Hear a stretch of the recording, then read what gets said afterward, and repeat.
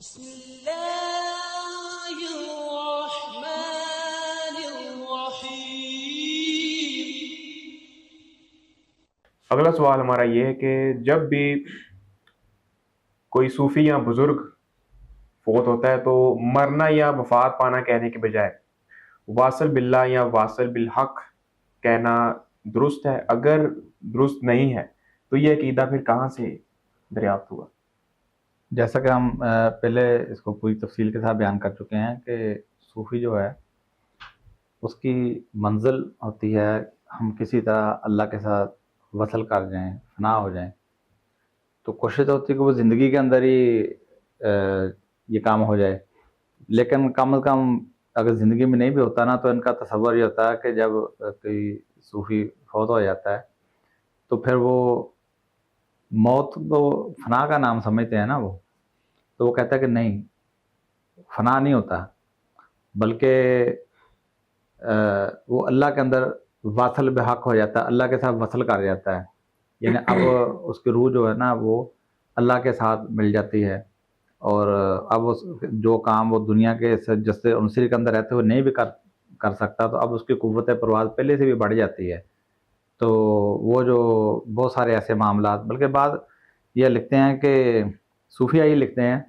کہ ان کی جو روحیں جو ہیں وہ فرشتوں کے ساتھ مل کر یہ تدبیر امر اور نظام کائنات جو تکوینی امور ہے اس کو سر انجام دینا شروع کر دیتی ہیں۔ تو یہ بھی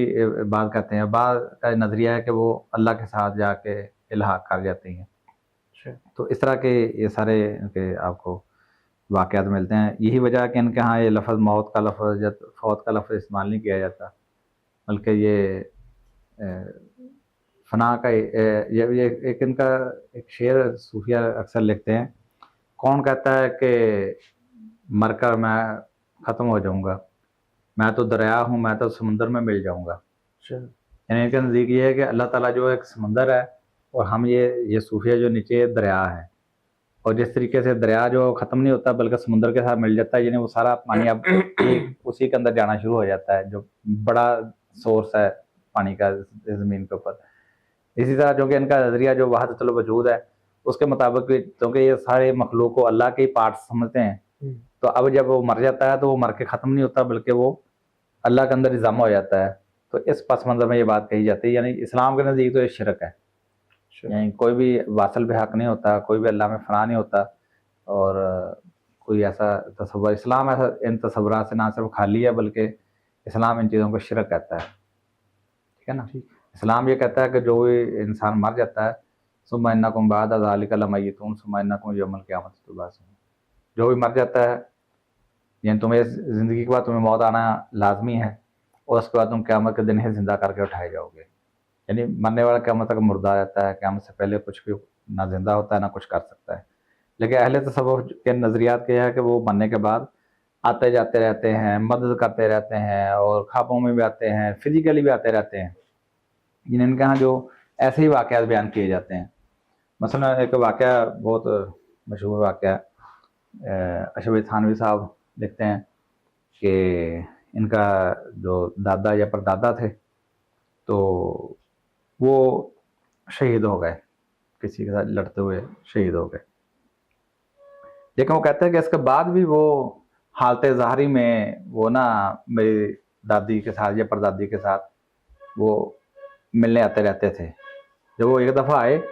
تو ان کی پردادی نے کہا جی لوگ تو آپ کو شہید کہتے تھے کہ آپ شہید ہو گئے ہیں، تو آپ یہ کس طرح؟ اس نے فوری طور پر کہا خاموش رہنا، ٹھیک ہے نا، میں اس طرح آتا جاتا رہوں گا جب تک تم کسی کو بتاؤ گی نہیں۔ اور اچھا جب بھی وہ آتے تھے نا، ہر دفعہ آتے ہوئے جنت میں سے نا مٹھائی کا ایک ٹوکرا بھی لے آتے تھے، ٹھیک ہے۔ اچھا اب انہوں نے آنا جانا جاری رکھا، اب اس کا نتیجہ یہ ہوا کہ وہ جب آتے مٹھائی کا ٹوکرا لے آتے، جب آتے مٹھائی کا ٹوکرا لے آتے۔ اب دادی کے پاس جو ہے وہ مٹھائی جمع ہونا شروع ہو گئی، وہ پریشان ہو گئی کہ لوگ کیا کہیں گے کہ جی جوانی کے اندر بیوہ ہوئی ہے، یہ مٹھائیاں کہاں سے آ رہی ہیں؟ تو کہتا ہے کہ ایک دن پھر جو ہے نا وہ انہوں نے کسی کو رشتہ دار کو بتا دیا کہ آپ کا جو بھائی ہے نا وہ اسی طرح آتا رہتا ہے، ایک مٹھائی بھی لے کے آتا ہے۔ کہتا بس اس دن کے بعد پھر انہوں نے آنا جانا بند کر دیا۔ یعنی یہ ان کا تصور ہے یعنی موت کو تو کہتے ہیں کہ موت کا مطلب تو فنا ہے نا، تو لہذا فنا تو ہوتا ہی نہیں ہے، بلکہ یہ آتے جاتے رہتے ہیں، جنت کی چیزیں دنیا میں بھی لے آتے ہیں۔ تو جبکہ قرآن ہمیں یہ بتاتا ہے کہ جنت میں اللہ تعالیٰ نے بہت، یعنی حدیث میں آتا ہے کہ جو کہ تیار کیا ہے اپنے جنتی بندے کے لیے، جو کسی آنکھ نے دیکھا نہیں ہے، کسی کان نے سنا نہیں ہے، کسی کو دل کے وہ تصور کا سایہ نہیں پڑا، تو یہ وہاں سے لے آتے ہیں۔ حدیث میں ہمیں پتہ چلتا ہے کہ صحابی ہے عبداللہ بن عمر بن حرام رضی اللہ عنہ، جابر رضی اللہ عنہ کا والد ہیں، وہ جنگ احد میں شہید ہو جاتے ہیں۔ جابر رضی اللہ عنہ پریشان ہیں، اللہ کا رسول پوچھا کہ یا رسول اللہ جابر پریشان کیوں ہو؟ انہوں نے کہا یا رسول اللہ صلی اللہ علیہ وسلم آپ کو پتہ ہے کہ والد جو اور جنگ کے اندر کام آ گئے، اور قرضہ بھی چھوڑ گئے ہیں، چھوٹی چھوٹی بہنیں بھی ہیں، ان کا بھی ذمہ داری میرے اوپر ہے،